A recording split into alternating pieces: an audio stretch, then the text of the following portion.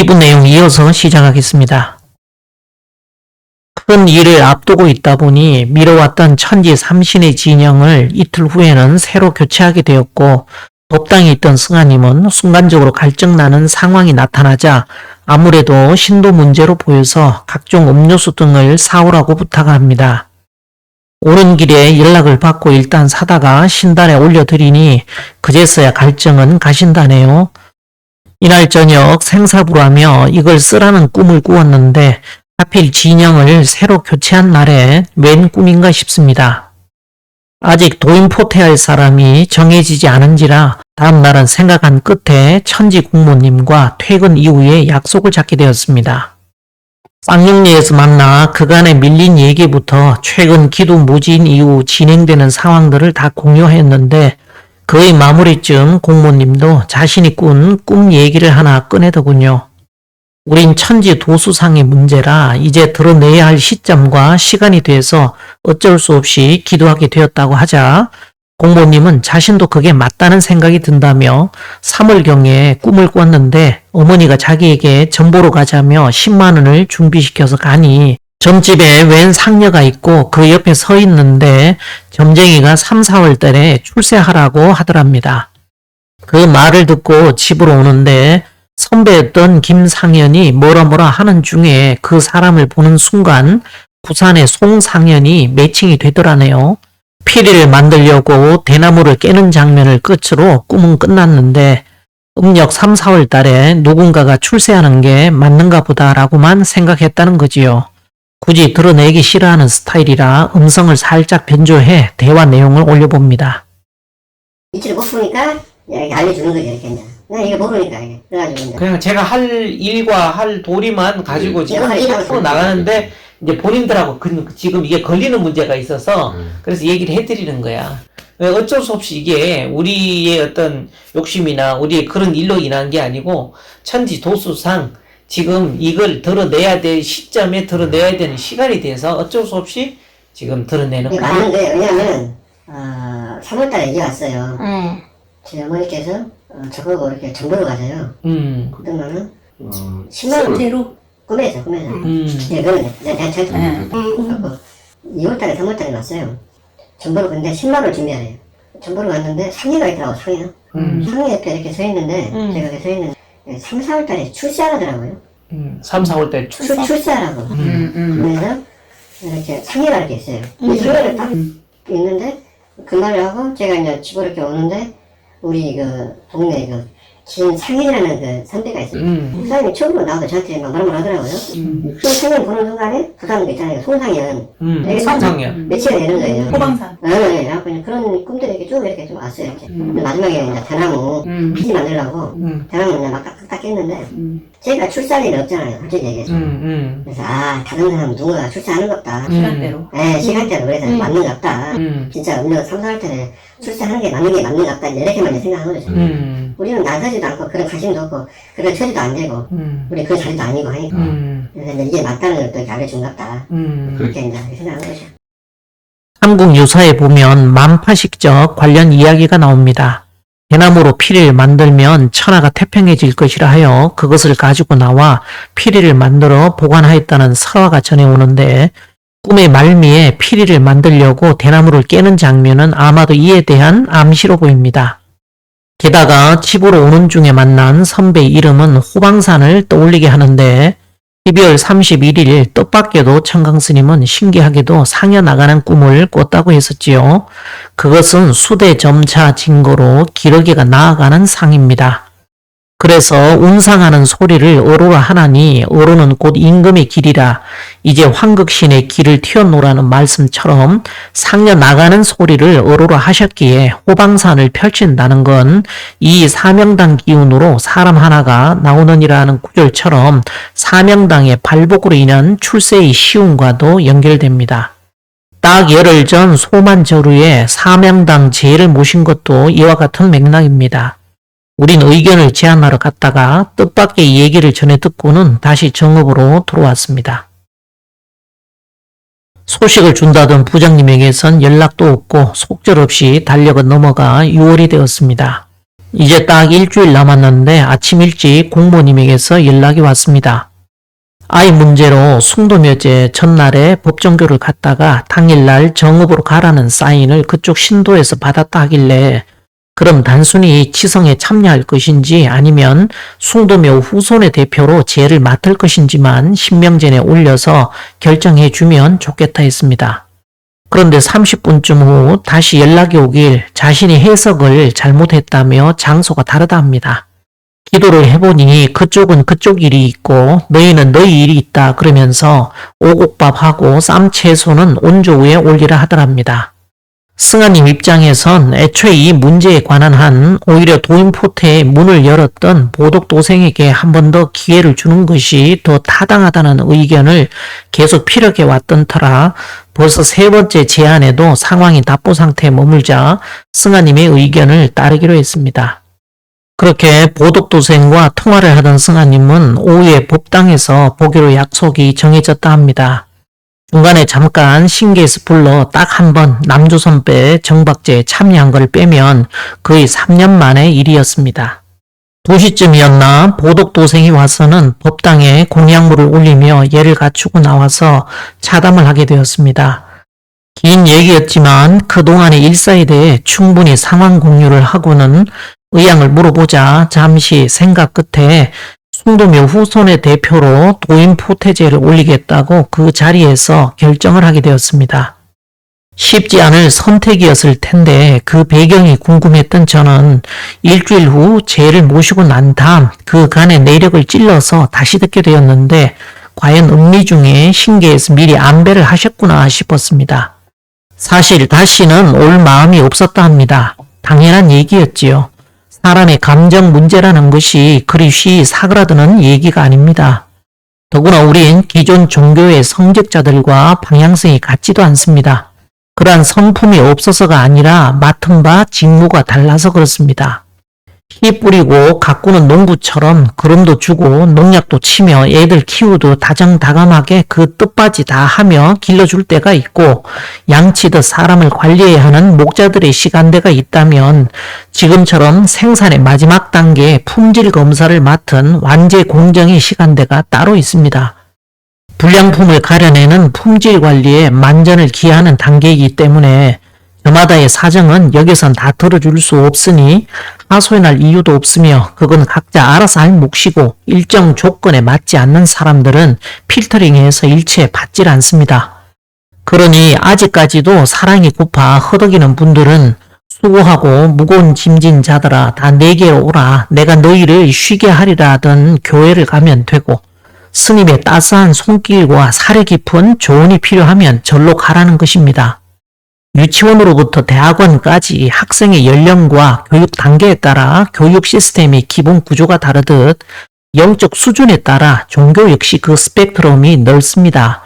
조롱하는 것이 아니라 자신의 영적 레벨에 맞는 곳을 찾아가라는 것입니다.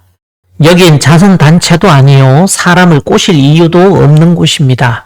본인들의 바람이 있다면 그런 곳을 찾으면 될 일이지 이러쿵저러쿵 얘기할 것도 없고 대안도가 가는 방향과 생각이 다른 사람까지 굳이 끌어들여 논란의 불씨를 남길 소지를 만들고 싶은 생각이 전혀 없습니다. 아마 맨정신이었다면 자신을 보듬질 않고 내쫓았던 곳을 보덕도생인들 오고 싶었겠습니까?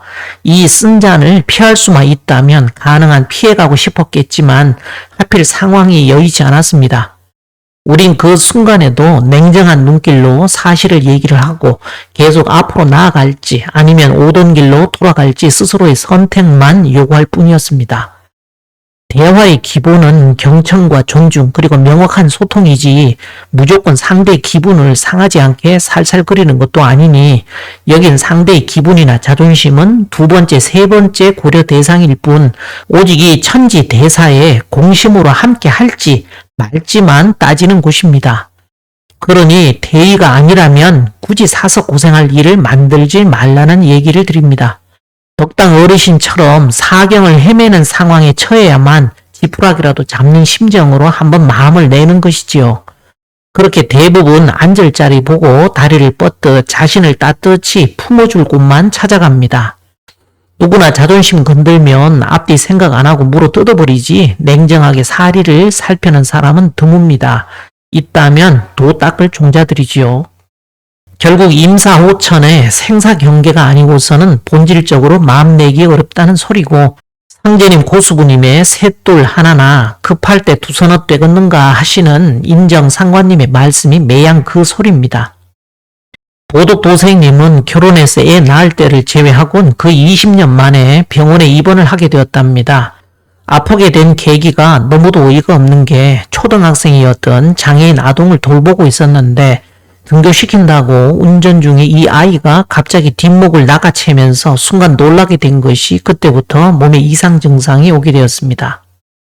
어떻게 된 게 다음날 새벽부터 장이 아파오더니 막 진땀이 나고 혈색도 난리가 나서는 아침 일찍 병원을 가게 되었는데 장이 아프면서도 오른쪽 옆구리가 땡겨서 완전히 급살맞은 사람처럼 아픈데 이래서 자살하는 사람들이 생기는구나 싶을 정도의 고통이었답니다.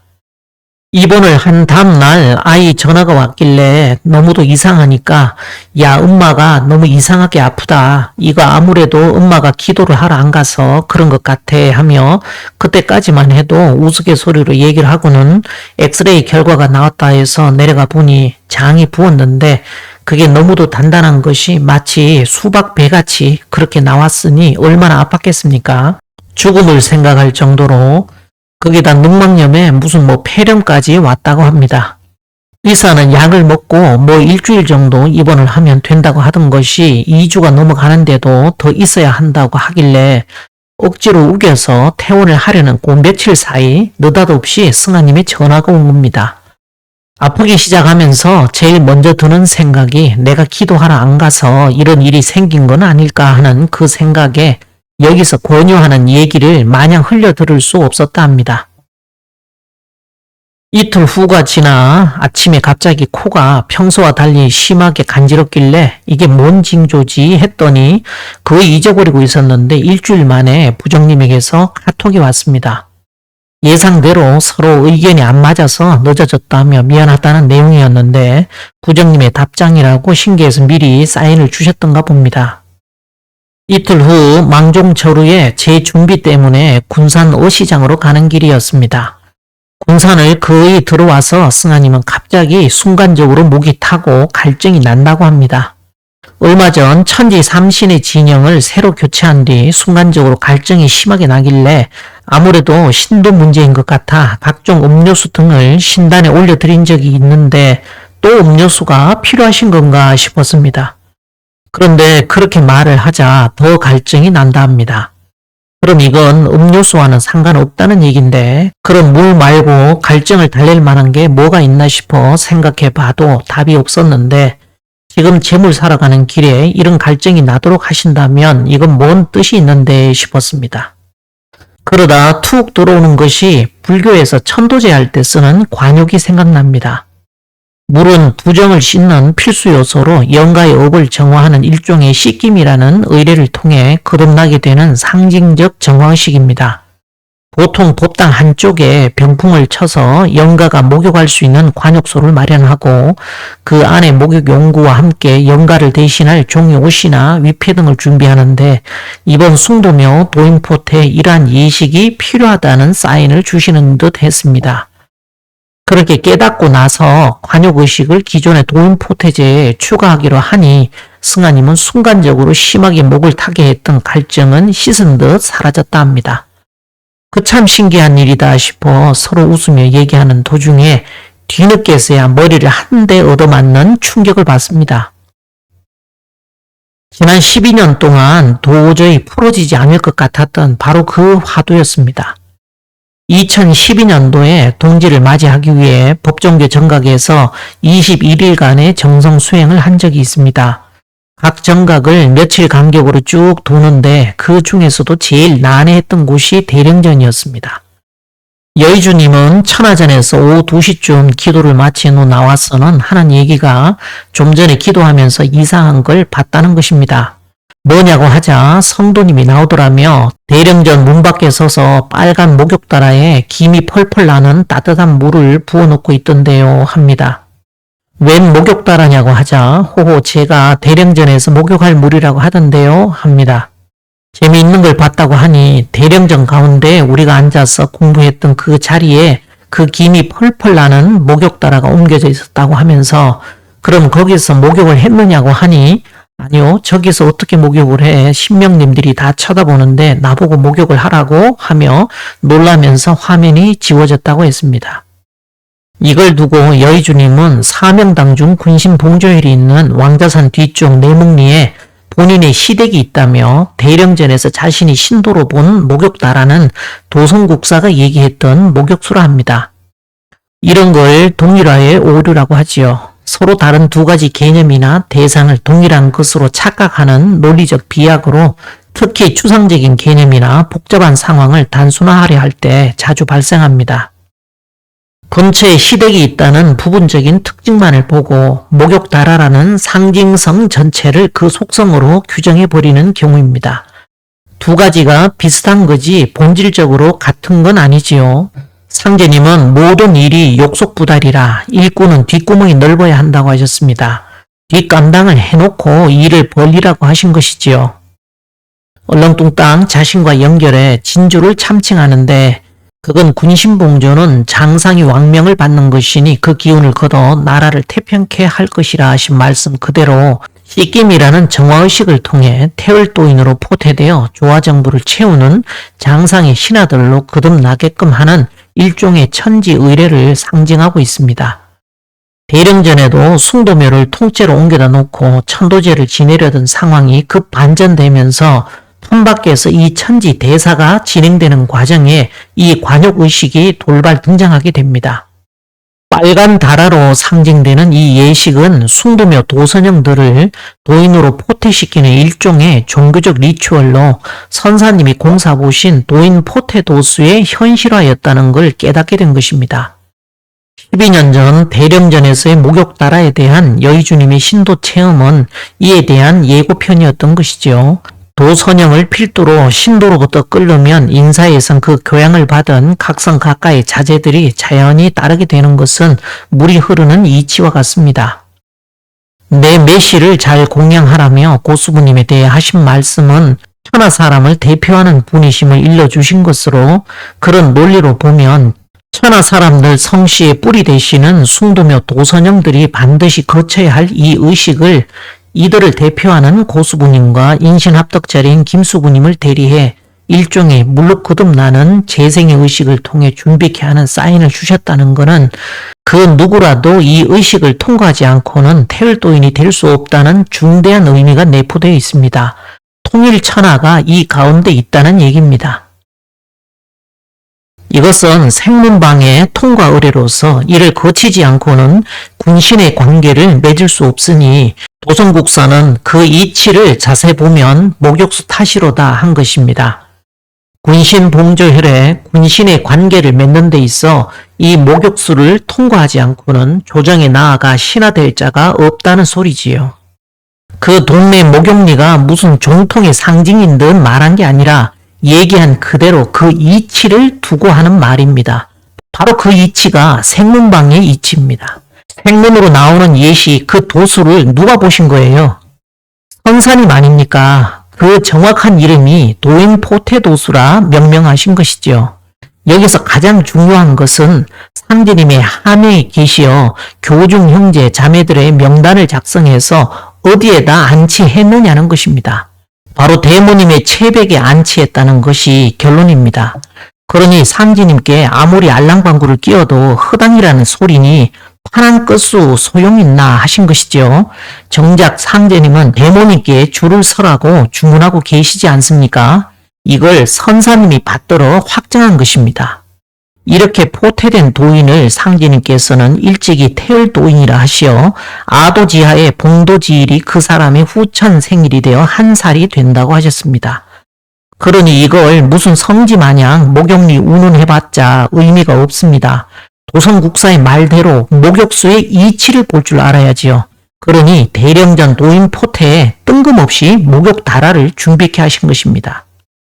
이 도인포테와 일반 천도제의 다른 점을 오징어 게임, 숨바꼭질 게임에 비유해보면 그 차이를 아주 극명하게 알 수 있습니다.